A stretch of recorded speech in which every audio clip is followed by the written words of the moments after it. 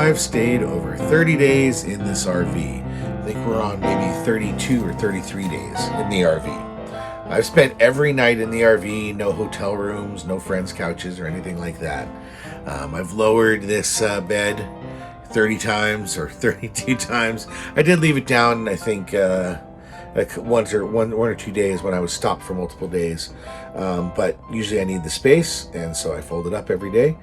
I put all the bedding in behind the couch in the slide out, because with the memory foam topper, you can't really close it with bedding as well. So all the pillows and bedding have been going behind the couch in those big, deep cabinets, which has worked out pretty well. I didn't know what I was going to put in there, and it turns out blankets and pillows are really easy for that area.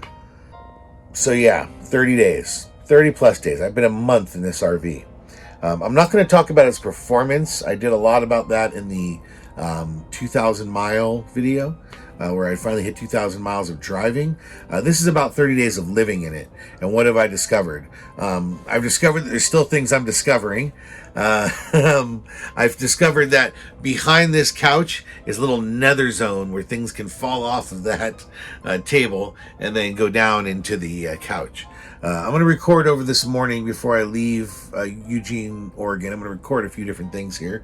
I'm not cleaned up too much, so I've left the trailer sort of how I have it before I get ready to leave. So it's not the cleanest setup. I haven't really figured out where everything should go yet. I've just been kind of being in this trailer by myself for all but 5 days, where my wife joined me. I've just kind of been putting things where they are and sort of feeling out where's the best place for this, where's the best place for that, how am I going to store this, how am I going to store that. Of course, I brought a little too much stuff on this first trip, but that's always the way it is. I'm not sure what I'm going to need yet. So let's talk about the things I do like and the things that I don't like living in this trailer for 30 days. So the kitchen is small, right? We've talked about it in other videos. I am able to use it though, and I'm able to use it functionally. So I have used the burners mostly to boil water, but I have done it. I also use a electric kettle, although I have to be careful. I did blow the circuit when I ran the kettle and the microwave. It blew the circuit breaker down there. This is where I do the dishes. Obviously, I'm getting ready to leave today, so I just did a round of dishes. This is a folding dish rack that I normally store up here with some other folding Rubbermaid style items. But the kitchen, one of the reasons I was okay with the smaller kitchen is I knew we had the flex space. And as I imagined, the flex space has become the ad hoc kitchen annex. I haven't really set this up to be an office yet. That is my eventual idea here, is to set this up as sort of the office and maybe where the Starlink equipment goes and any other digital equipment. That is what my goal is. But for now, I've just been using this setup, which is basically a monitor and a laptop on a folding table. Because I've been alone this whole trip, it really has worked just fine. But I want this to be able to be used as an office when we're sharing space. Now, I know it looks real dirty in here. Like I said, I'm getting ready to pack up. So I have these couple of cooler bags that I've generally been keeping all the food in. So the dry pantry food has been sitting in these two cooler bags. I move them down there when we're traveling, and then I move them up here when we've stopped. I have this hamper down there that I use to get my clean laundry when it's ready. Otherwise, I keep clean towels in there for the, call them doggy towels. And that's for either cleaning the dogs or cleaning the floor. Obviously, I keep them there because of some of the water leak issues we've seen. I want to be able to always respond with a clean towel if I'm driving through a lot of rain. I keep my hoses back there in an open container because I like them to dry out. And I like to keep them indoors because, you know, that's my drinking water. There's just some spare hoses there. I keep this bin here that has a little tiny shop vac and then basically my recyclables. It's just a mixed recyclable area. Sometimes I keep the cans in their own little box. And that bag you see there is actually my laundry. I normally keep that in the shower, but I'll move it to here if I'm taking a shower. Same with the Swifter and the broom. I keep that in the shower when we're traveling. You'll see I have the keyboard there, which is backwards right now. That's an electric keyboard that I use to play music because I like to play music. And my tripod, my camera tripod, which I just have shoved back there, extended so I can grab it quickly. And then behind there is a hook These hooks are awesome. I found this E-Track hook at Princess Auto. You'll see it a little bit there. It's kind of a big, oversized hook that snaps right into the E-Track. I'm gonna get a second one for up there. That's been real nice for hanging the suit bag here, which has an actual suit and a nice piece of some nice clothes for me in case I need to do that for professional or some other reasons. You can throw jackets on there, and then obviously we throw hats on there, and it all just sits there in the back. So that's the closet for now, and that's worked really well. Up here, like I've talked about multiple times, so I just have some IKEA bags. That I close up, and that has our clothes in it. My wife has a little suitcase down there, a soft suitcase in the back, and then these bungee cords really just keep holding it all in. I've not had anything fall down here except the one time I didn't pull the bungee cord up over some bags, and then they slid out when I was driving. That's what I've been using the flex area for. It's sort of my closet, utility closet zone for now. Again, eventually I want to put in an office. I'm also thinking about maybe putting the desk lengthwise, or thinking about putting the desk from there to there. Somehow installing a different kind of desk so that I can go in and work over there, and then maybe just have a kind of a kitchen counter and some extra kitchen storage right here. Maybe not even have this whole piece. Just take the rack out or the shelf out and put in a small desk down there and a small little kind of kitchen counter thing here. Of course, weight is a concern, and this thing is very light. Good job on that. So I'm going to be competing with that and likely making things out of foam core if I want them to not be heavy. And there, of course, is the trash can. That's just the trash can that I keep. I do try to recycle, which is a challenge in some states where I just can't seem to find much recycling. The fridge has been great. I monitor it almost daily. I have a couple of different thermometers going on up here, and then I have another thermometer up here that I check on, although it's really always frozen as heck up here. You'll see this thing's like minus 20. It's ridiculously cold in the freezer, which I'm really happy about, because the freezer is my biggest concern when I'm traveling long term, not on this trip, but when I travel domestically throughout BC. I'll usually fill up my freezer filled with meats, and other things. So I'll have lots of frozen goods in here, not processed food, but frozen steaks, frozen chicken, things that I've packaged myself, ready to go onto the grill, ready to go onto the pan, and I don't want that meat to go bad. That's an investment. And then I keep using the microwave, which is loose and needs to be fastened down by the dealer. I generally just keep some extra dry food in here, usually whatever I'm grabbing, some bread or some chips, and I have some tea up there because I don't know, that's where it ended up. I've been using, like I said, an electric tea kettle sometimes, and other times I use a classic tea kettle. I do have both. It is nice when I'm plugged in to use the electric tea kettle. It's quick, it's easy. It doesn't take over this whole area and make it hot. I can just set it up over here. I can set it up over there. Set it up over here. And it cooks really quick. Again, can't run it while I'm running the space heater, which I do use when I'm plugged into a RV pad. This ceramic space heater's gone with us, I think, through a couple of different trailers. It's just a good solid backup. I try not to ever run it when I'm not here. Also up here, I just have some, saran wrap, tin foil, some Ziploc bags, which we buy in bulk from Amazon. So I just keep a bag of bags up there, some napkins. The pet is not inside the fridge. That is for when I have to leave the dog in here. I like to put that on the door. But the reality is lately, whenever I leave Lizzie in here alone, the whole neighborhood, the whole parking lot knows that she's in there because she won't stop barking. I've used the kitchen to do some cooking, but mostly I've been cooking on the grill. That's usually what I end up doing. I still want to think about, can I put in a convection oven up there? So I would use that more often. We gave up the oven with this model, so there is no choice there. And I'm not a big fan of frying things more than I need to, and I haven't put a backsplash on the wall here yet. I don't want to be splashing grease on this wood. I imagine that's going to get dirty really quick.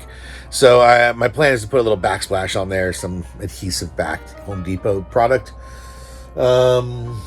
let's see here. The fridge has been really helpful. So what I've been doing a lot of times is either cooking some meats all at once and putting it in the fridge so I have leftovers for a few days, or I'll stop by a carniceria, which is like a Mexican grocery store, and I'll get carnitas and barbecued chickens. And I honestly think if you're my big suggestion is, if you're RVing on the road and you see a Mexican carniceria that's got tortillas and, you know, that are usually made fresh and local, and then they have the meats and the beans and the cheese, you just get the whole gamut from them, put it in your fridge, and you can have all kinds of different varieties of Mexican food and tacos and taco salads over a few days for really inexpensive, and it's usually quality food.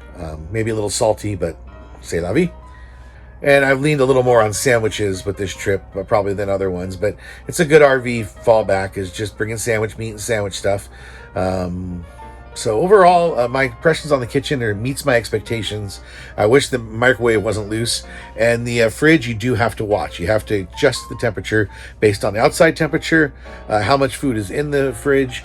And generally, I just 2 to 3 times a day open the fridge, look at the thermometer, and then I adjust the thermostat to either go up or down, always chasing the perfect temperature. The drawers constantly come open.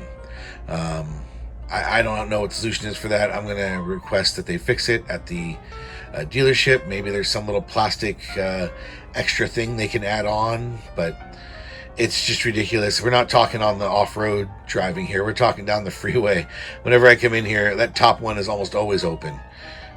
Most of the other drawers and the other cabinet tops have all stayed shut. I had that pop open once with some plate that flew out, but that was once. And so this has been my work view for a couple of weeks now. Basically, I roll this table out. This is our general work table. I don't use the tables that came with the Ember. In fact, I still have one stored underneath here that I shouldn't be carrying because I don't need the weight. They're heavy and they're just not really workable for us. So instead, I'm just going with traditional fold-out tables. That works just fine for me. And I basically just been operating this out of these 2 plugs down here, occasionally plugging in some additional chargers and things over there. This couch is much more comfortable than that couch, so I tend to work over here. Although, again, one day I will theoretically have my office in there. So this is how it looks when I'm just kind of living in it, getting ready to pack up. You can see I've started to clear out the floor here. I'm just going to go ahead and move some bags down to the floor. I use the table as sort of a plug and put it on the other side of that strap and strap it in. That keeps everything in there and keeps it from sliding out if I hit the brakes. And then, like I said, I keep the dirty laundry in this bag. I got to throw a couple more things in the bag. Yep, there's that floor again. You can also see I keep a scale, a little IKEA toilet cleaner, and a little trash can right there, which works really well. Keeps the ingress and egress going pretty well. A lot of times I'm plugging in the little ceramic heater into here. Sometimes I plug it in over here, but I was using those ports the other day. Well, this is how it is. I mean, when I'm alone, it's incredibly spacious.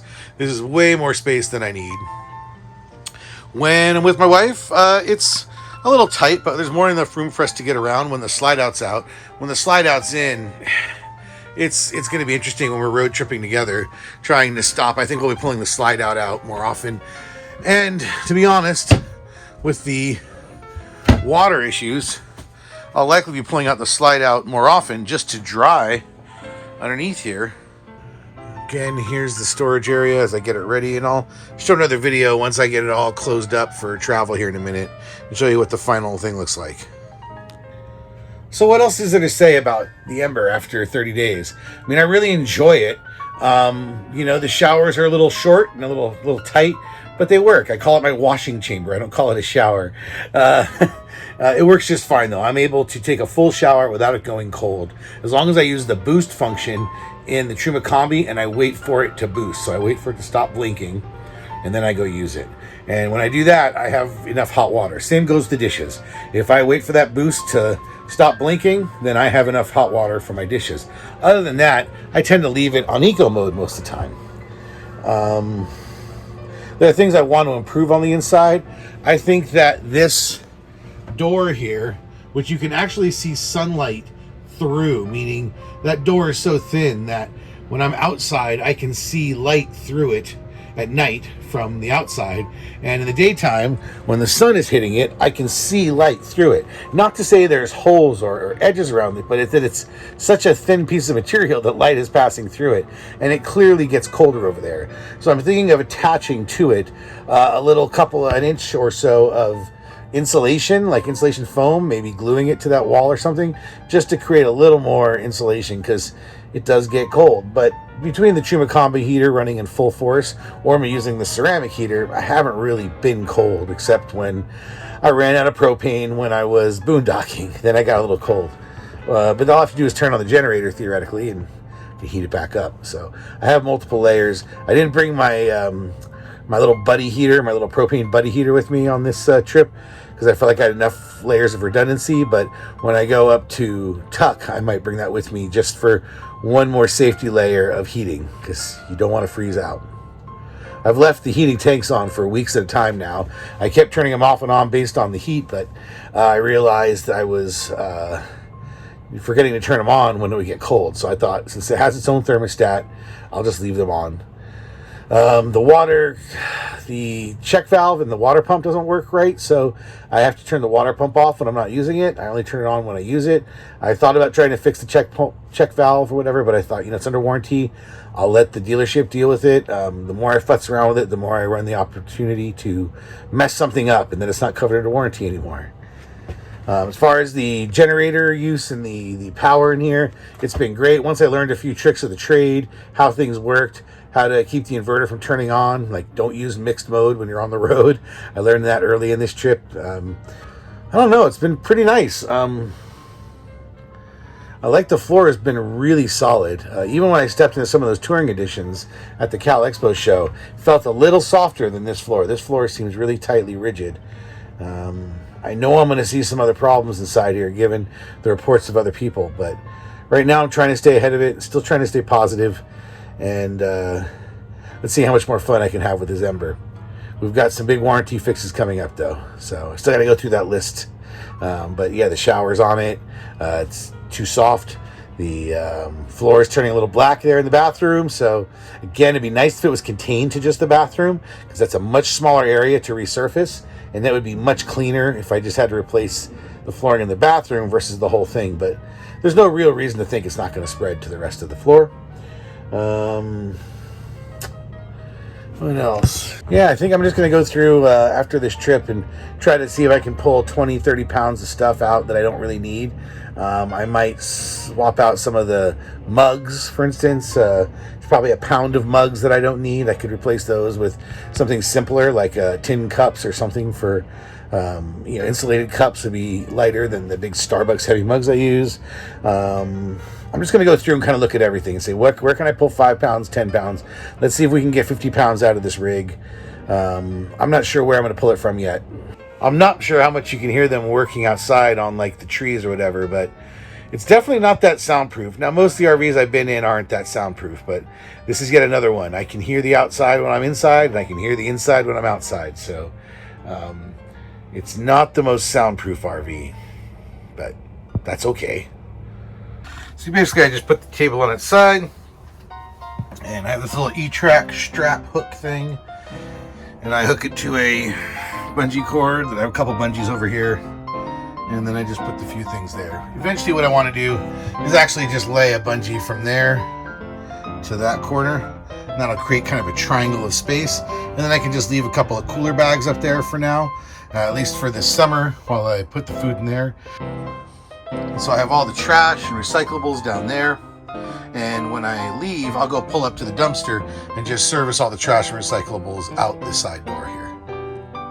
I'm not going to change out or build out anything until I'm firmly convinced that all the warranty repairs have been taken care of and that I'm not adding weight. So